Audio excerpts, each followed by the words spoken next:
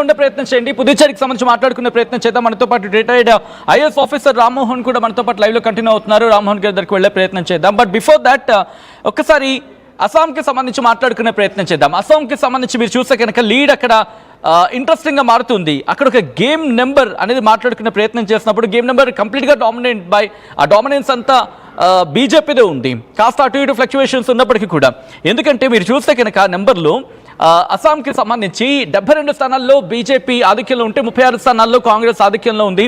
And మిగిలిన ఇతరులకు సంబంధించి అంటే దాదాపుగా ఇక్కడ టఫ్ ఫైట్ అనేది పెద్దగా కనిపించలేదు. లీడ్ మాత్రం కంటిన్యూ చేస్తూనే ఉంది ఇక్కడ Bharatiya Janata party. Tough fight అనేది అక్కడ కనిపించట్లేదు ఇక్కడ, ఎందుకంటే దాదాపుగా 120 స్థానాలంటే కనుక 60-61 ఉంటే సరిపోతుంది. లేదు 160 స్థానాలంటే కనుక దాదాపుగా 63-64 వస్తే సరిపోతుంది. ఇప్పటికే 70కి పై చిలుకున్నాయి.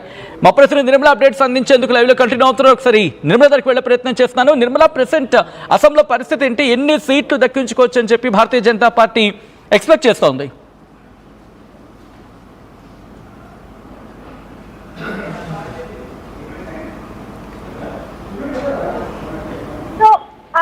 పోలింగ్ మారే కొద్ది కూడా కాంగ్రెస్ స్థానం కూడా తగ్గుతూ వస్తూ ఉంది, పడిపోతూ వస్తూ ఉంది. కానీ రెండింటి మధ్య పోటాపోటీగానే హోరాహోరీగా సాగుతూ ఉందనే చెప్పుకోవచ్చు. ఇప్పటికే 35 జిల్లాల్లో 40 కేంద్రాలు పెట్టినప్పటికీ కూడా 40 కేంద్రాల పోలింగ్ కేంద్రాలలో కూడా మొత్తం మెజారిటీ అంతా బీజేపీదే ఉంది. మళ్ళీ మూడోసారి కూడా బీజేపీ అధికారంలోకి రాబోతుందా అనే అంచనాలు అయితే గట్టిగా వేస్తున్నారనే చెప్పుకోవచ్చు.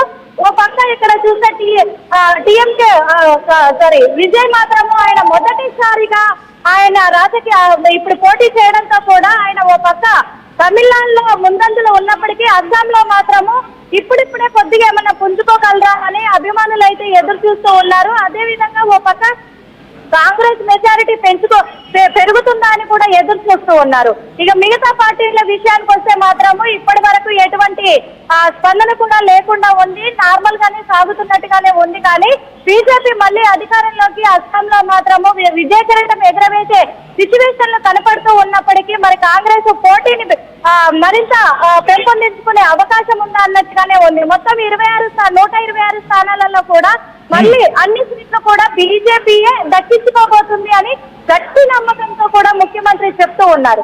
ఓ పక్క చూస్తే ఇటు విజయ్ ఎక్కడెక్కడైతే ఈ పార్టీకి విజయ్ పార్టీకి సంబంధించిన నాయకులు గెలుస్తారో వాళ్ళందరూ కూడా రిసార్ట్లకు చేరుకోవాలి అని రిసార్ట్లు కూడా బుక్ చేసినట్టుగా తెలుస్తూ ఉంది. అటువైపు నుంచి విజయ్ మరి తను క్యాడర్ చాటుకోబోతున్నారా అని ఎదురు చూస్తూ ఉన్నారు ప్రేక్షకులంతా కూడా. అదే విధంగా ఇటు అస్సాం విషయంలో కూడా మొత్తానికి బీజేపీ హవా సాగబోతుంది, మరోసారి జెండా ఎగరేయబోతుంది అనేది కూడా తెలుస్తూ ఉంది గట్టిగా కూడా. ఆల్రైట్, ఒక్కసారి మీరు లైన్లో ఉండే ప్రయత్నించండి నిర్మలా. ఇంట్రెస్టింగ్ గేమ్ నెంబర్ మారుతోంది. టీఎంసీ ఇప్పుడు 136 స్థానాల్లో ఆధిక్యంలో ఉంటే బీజేపీ టఫ్ కాంపిటీషన్ ఇచ్చేందుకు 132 స్థానాల్లోకి ఆధిక్యంలోకి వచ్చేసింది. అండ్ ఇక తమిళనాడు గురించి మాట్లాడుకుంటే ఈక్వేషన్స్ మాత్రం అలాగే కంటిన్యూ అవుతున్నాయి. బట్ ఇక్కడ పశ్చిమ బెంగాల్ గురించి మాట్లాడుకునే ప్రయత్నం చేసినప్పుడు ఎందుకు ఒక టఫ్ ఫైట్ వరకు వెళ్ళింది, తర్వాత భారతీయ జనతా పార్టీ లీడ్లోకి వెళ్ళింది, తర్వాత భారతీయ జనతా పార్టీ ట్రైన్లోకి వచ్చేసింది, మాట్లాడుకునే ప్రయత్నం చేద్దాం. మనతో పాటు retired IAS officer Rammohan Rao లైవ్లో కంటిన్యూ అవుతున్నారు. రామ్మోహన్ రావు గారు నమస్తే అండి. ఆల్రైట్, డీటెయిల్గా మాట్లాడుకునే ప్రయత్నం చేస్తున్నాం. ఇంట్రెస్టింగ్గా మారుతోంది, ఎందుకంటే అక్కడ సిచ్యువేషన్ అలా ఉంది, ఒక టైట్ ఫైట్కి వరకు వెళ్ళిపోయింది. స్టార్టింగ్లో మనం చూసాం 33-36 అనుకున్నాం, ఆ తర్వాత నెంబర్ మారిపోయింది. ఇప్పుడు మీరు చూడొచ్చు పై చార్ట్లో ఇటు